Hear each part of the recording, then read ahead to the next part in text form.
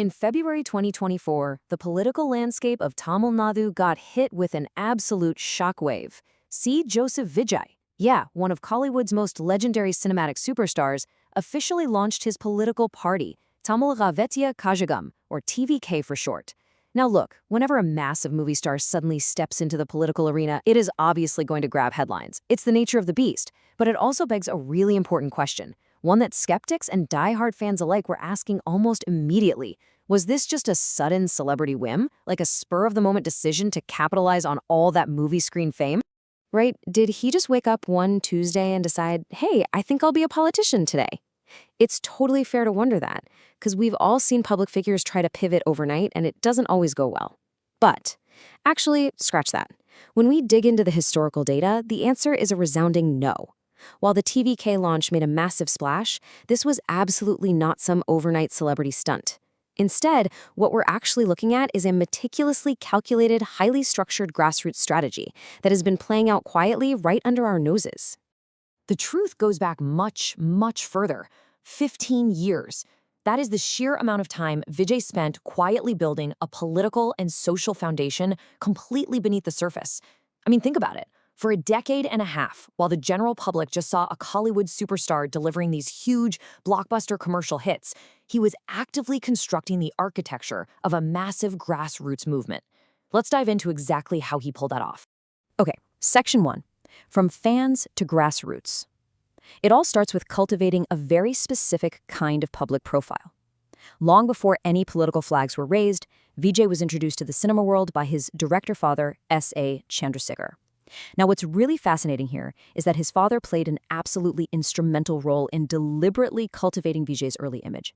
He wasn't just thrown into random movies. The focus was heavily on commercial entertainers with strong family subjects. He was building an image as a family-friendly hero, someone relatable, approachable, and beloved by entire households, not just hardcore action moviegoers. This evolution followed a very calculated pipeline. Step 1, you establish massive cinema popularity.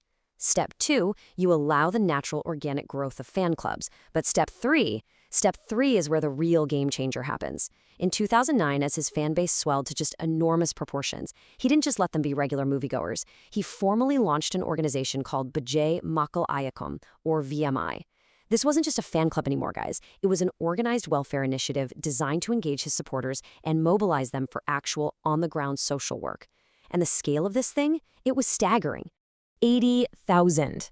Let that sink in for a second.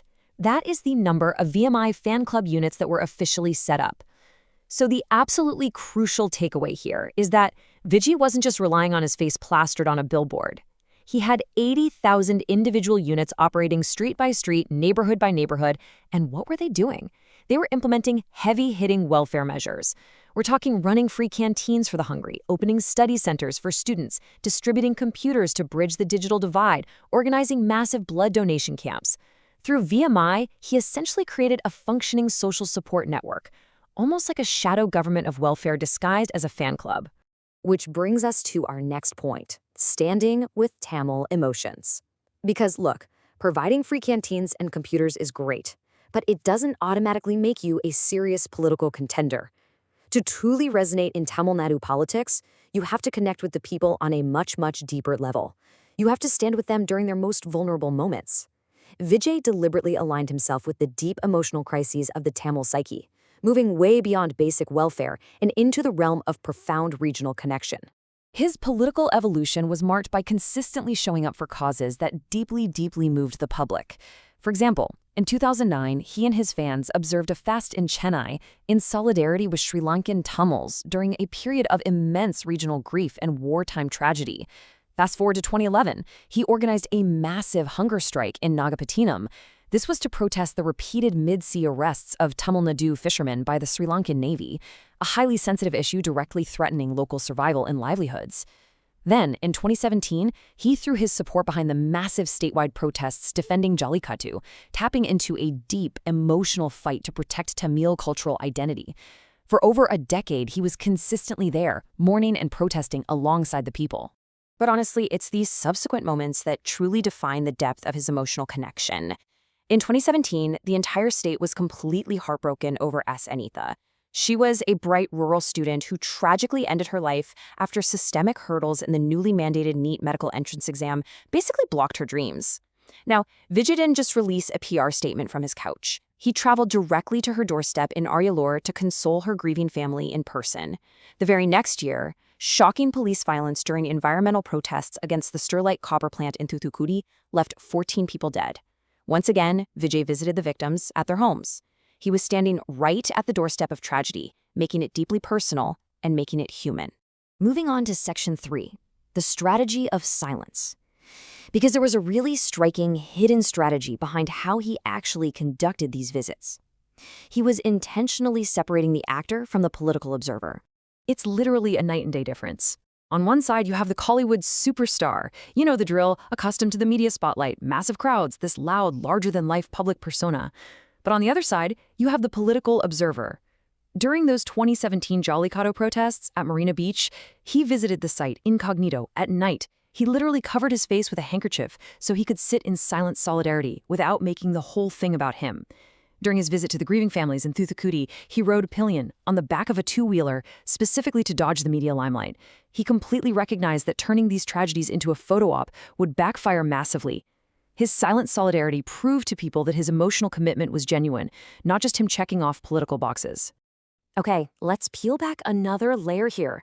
Because while he was operating quietly on the ground with everyday people, he was simultaneously looking at the big picture. He was systematically meeting major national political figures across the entire ideological spectrum. Back in 2009, he met with Congress leader Rahul Gandhi. In 2011, he met with the prominent social activist Anna Hazare. And right before the 2014 Lok Sabha polls, he sat down with then BJP Chief Minister Narendra Modi. By engaging with these incredibly diverse leaders, he was quietly observing, networking, and taking the temperature of the wider national political landscape, all while keeping his own eventual ambitions tightly under wraps.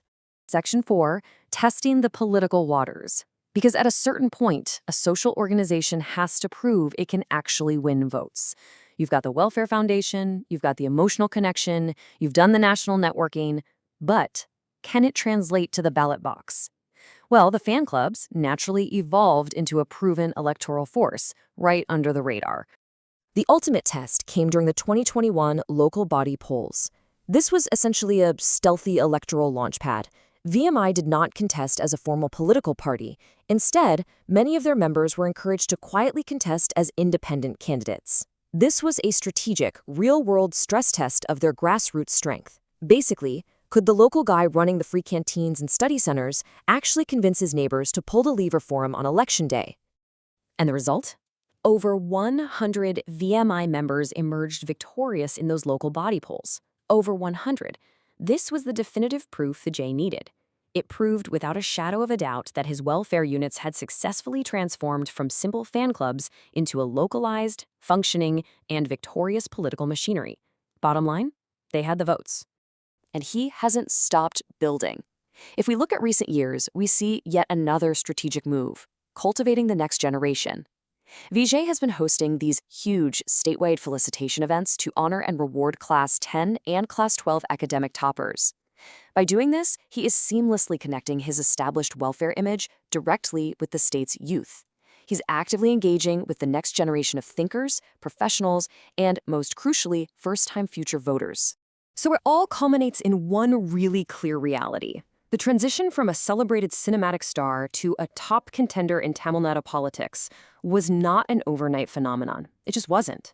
As we've explored in this explainer, he carefully built trust through a massive welfare organization. He forged deep, lasting emotional connections by standing silently with the people during systemic crises. And he proved his electoral machinery in local polls, all in the shadows, long before the TVK flags ever flew. So as C. Joseph Vijay officially steps out of those shadows and into the glaring light of formal politics, the question isn't whether he is ready. He has spent 15 years getting ready. The real question is, how will the existing political landscape react now that this massive hidden foundation has finally been revealed? Thanks for joining us for this explainer, and as always, keep questioning what's beneath the surface.